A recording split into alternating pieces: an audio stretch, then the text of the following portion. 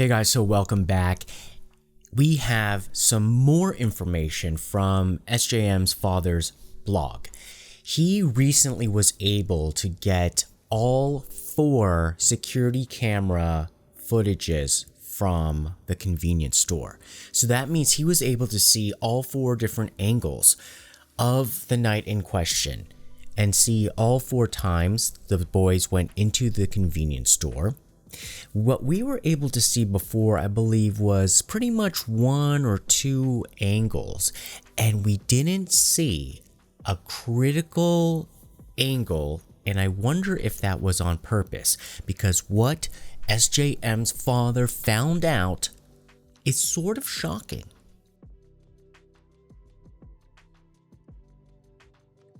So if you're wondering, no, it's not about the skinship between the boys. We saw plenty of that, and perhaps maybe the father doesn't really want to show a little bit more of that, but he did show us the condition. Now, what condition are you talking about, Sean? You may be wondering. Well, it is called condition, and it's a drink, and it's a little green bottle that is in Mr. A's hand. I believe it's in his left hand. Condition is a hangover drink. You can drink it after you wake up and you're hungover, so it's supposed to help you get over a hangover more quickly. But a lot of the time people drink it before they start drinking or while they're drinking to help ease the effects of the alcohol. Essentially, to not be so inundated with blacking out, perhaps, stumbling over, being crazy drunk. So this is vitally important because this immediately puts a huge puncture into the claim that Mr. A was what everybody considers a very abnormally long period of time to be blackout drunk. Remember, he's claimed he was blacked out from 11:14 to about 7 a.m. So that's like 8 hours of being blacked out while he was doing all these different activities, right? And he looked very sober in almost every single instance.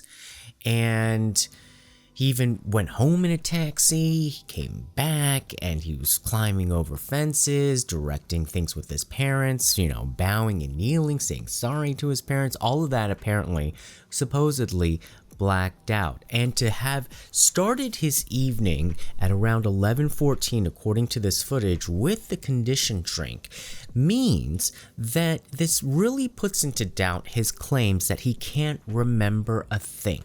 He can't remember because he was blacked out. And so what this also does show is that this drink was not itemized in any of the police reports.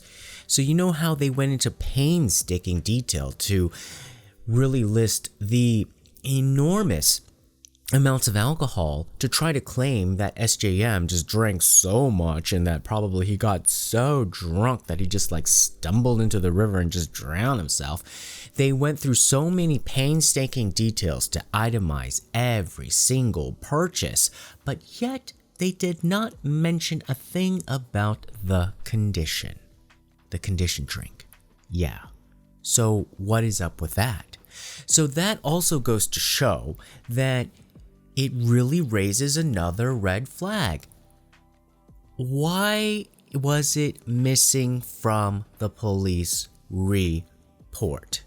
There is a certain limit to how much we want to criticize the police for incompetence, because after a certain limit, you can't say it's incompetence. And I don't even think that really the people who are saying it's incompetence say it's incompetence. People have a lot more pride in the police than that, and Korean people, I think, are a little bit more confident in their police than that. I think we all know that the police are very capable people, they're very professional people, they are very smart people. So these types of things aren't mistakes. It looks more suspicious. It looks like it could have been coordinated. It looks like purposefully somebody had left off the fact that there was condition because it doesn't look good. Why? Because it doesn't look good for the story that he was blacked out.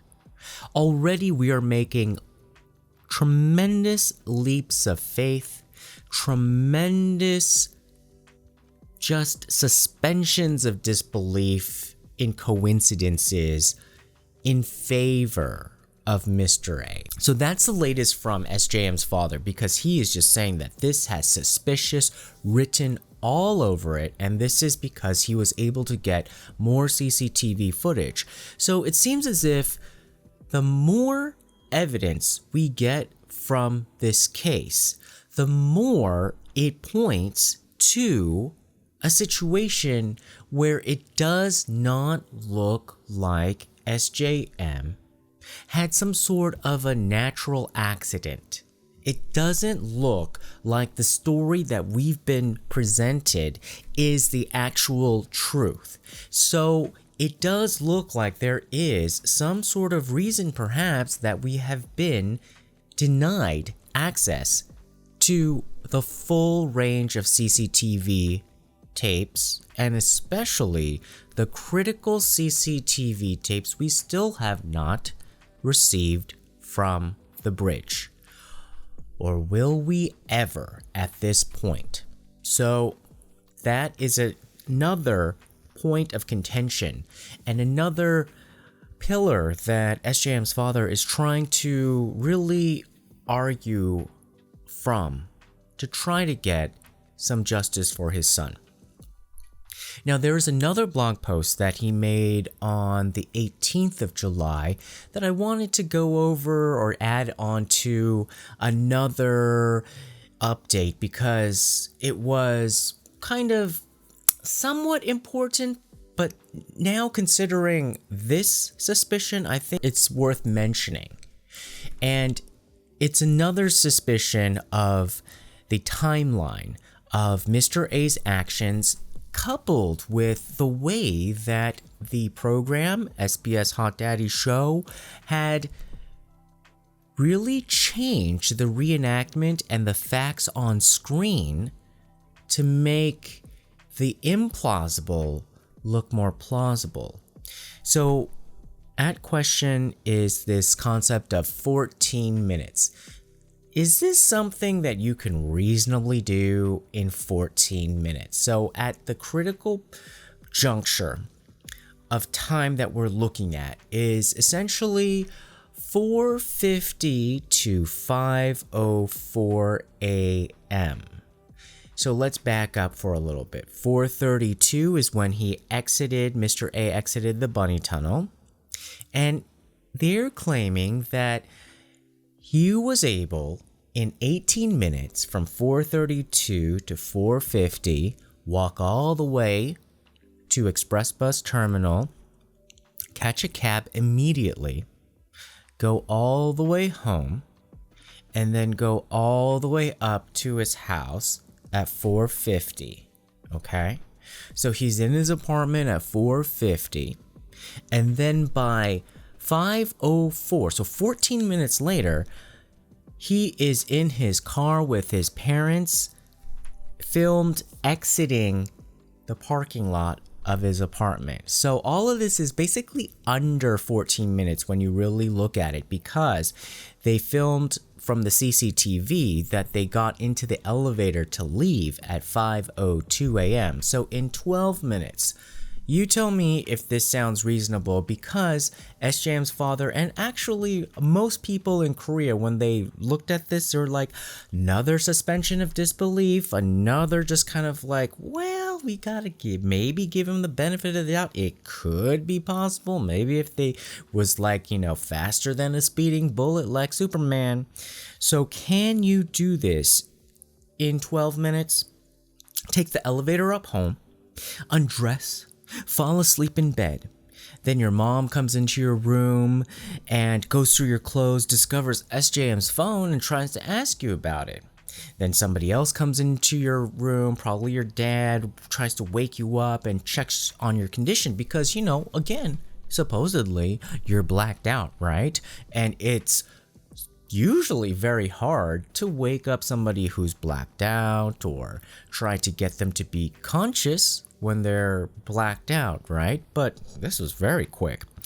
Then the parents have to decide, geez, do we kind of like wake up and change, and then we have to go and look for SJM because after we've interrogated our blacked out kid who's probably giving us very coherent answers at this point, I don't think so, but I guess he would have to be giving very coherent answers for you guys to be like in a rush, in a split moment's decision to basically make a very quick executive decision. Get out of bed, put on some clothes. Wife, you put on some clothes. I'm gonna put on some clothes. We're all gonna go to the park to look supposedly for SJM. So you're all going to make that decision, and then you're all gonna go down to your car, all in 12 minutes. Can you get from 4:50, your son walks in, and then in 12 minutes, you're in the elevator to go down, and then 2 minutes later, you're out of the parking lot. So SJM's father says that this is very suspicious because that seems so highly unlikely that somebody would be able to do all of that if they heard from their son for the first time that there was the shocking news that they couldn't find, that he didn't know where his friend was, he didn't know what the situation was. So basically he's saying that this is not a situation where you would hear this information for the first time and have to absorb it. It seems as if they already knew that there was some emergency that was going on that they needed to take care of, that this guy didn't really go to sleep, that this guy really didn't come in and explain this for the first time. This thing was already set in motion, and that it was just like boom, boom, boom, let's go. And they also had a very convenient excuse. Like, they didn't really need, in my opinion, to make this excuse. That's why it seems a little bit more suspicious. But the parents kept pressing, and even SJM's father said that, like, it's not important, this point, but they kept pressing this point, that they were already awake because, there was like some emergency broadcast that was, announced on the speakers in the apartment complex. In Korea, and I'm sure in America too, there's like a speaker system set up in like large apartment complexes, so if the building wants to make an announcement to everybody all at once, everybody can hear it. But they're claiming that like somewhere like between like 4 a.m. to 5 a.m. that the building made an emergency announcement, and so that's why they were already awake. To explain like why they weren't like, what's going on? Oh, hey, what's going on, kid? Which would basically mean that it would take more time. So then the other suspicious thing is that, again, another thing that didn't need to happen, which makes it more suspicious, is that SBS started fiddling around with the timestamps. It looks like with the reenactment, they're mixing in reenactment footage and also real CCTV footage, and that's the really tricky, devious thing. So in the CCTV footage of the elevator, it looks like it's the real CCTV footage, but the timestamp is fake. The timestamp is what SBS put down. And instead of saying that they went down the elevator at 5:02, they said that they went down the elevator at 5:05. Just to make it probably look like, maybe in 15 minutes this seems reasonable, 4:50 to 5:05. Yeah, maybe in 15 minutes they can get all of their act together and then head down. But on the one hand, that is completely false, and they already had like all of the data from all the reports where that was just wrong information. But why would you even go there. Like, why would you even have to do that unless you were really trying to cover your bases and you were worried? See, like, this whole paranoia or like a guilty mind convicts itself. That's what it seems like. That's how it feels. And why would you make such a critical mistake? And now I understand, when SJM's father is saying like, look, you've fixed that error, this error, this error, that error. There's nothing left of this show. There's nothing left of this show. They should probably just drag it into the recycling bin, like they said. Just drag it into the recycling bin. Okay, so what do you think? Do you think that bottle of condition, that drink that basically will eliminate hangovers, is damning?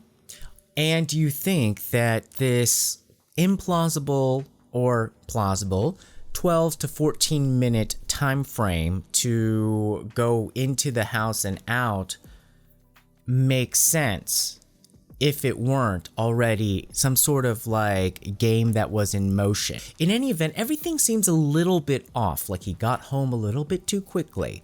He went a little bit too fast, like in the house, and then he was left a little bit too like everything moved a little bit too quickly, as if there was already a plan in motion. So that's the question. It's not necessarily like, let's nitpick about like how long it takes to go up the elevator and down, It's more about like, was there a plan in motion already to go to the park to do something other than look for SJM? Or was it truly like somebody who went home, told his family, and the family just immediately acted and tried to go find their son's friend without calling their son's friend's parents first? Because they wanted to go look for their son's friend first and then call them? Was it that? Or does it really look like that the son, when he called at 3:37 a.m., right? 3:37 a.m., they had been woken up.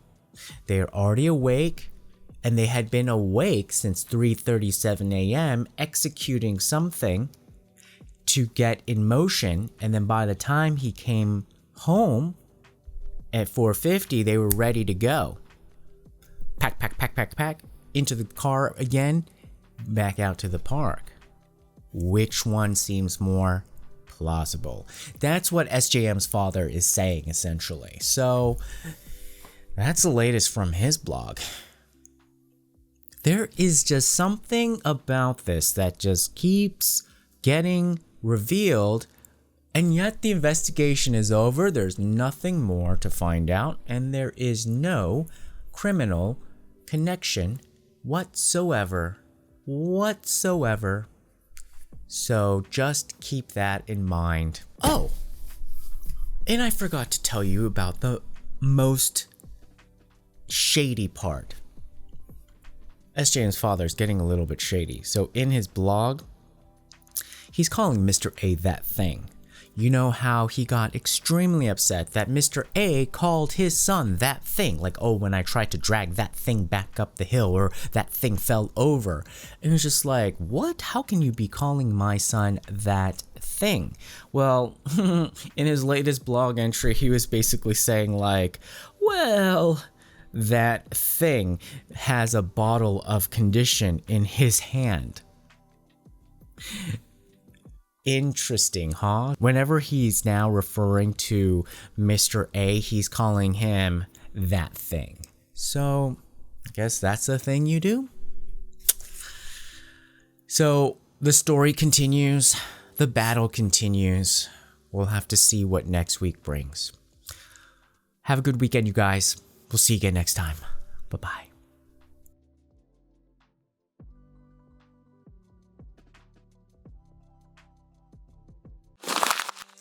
Tune in next time. Don't forget to subscribe. Find us on YouTube, Instagram, Twitter, and Facebook. Love you.